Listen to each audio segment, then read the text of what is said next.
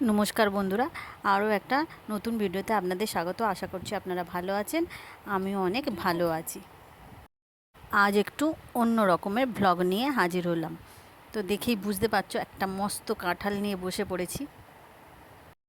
তো কাঁঠালটাকে এবার বধ করা হবে যথারীতি। এই কাঁঠালটা ছোট কাকা শ্বশুরদের গাছের, তো আমাদের একটা বাড়িতে দিয়েছে। তো পেকে যেতে এটাকে আমরা ভাঙছি। এই কাঁঠালের জাতটা গরমকালে পাকে না, কাঁঠালটা বর্ষাকালের শেষের দিকে পাকে। তো খেতে খুবই মিষ্টি এবং রসালো হয়। আমাদের বাড়ির অনেকেই এই কাঁঠাল খেতে পছন্দ করে, আবার অনেকে পছন্দ করে নাও।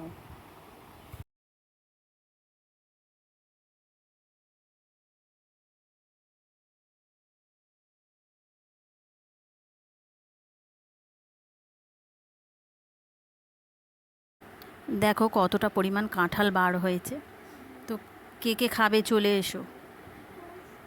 ভিডিওটা ভালো লেগে থাকলে লাইক, কমেন্ট, শেয়ার অবশ্যই করে দিও।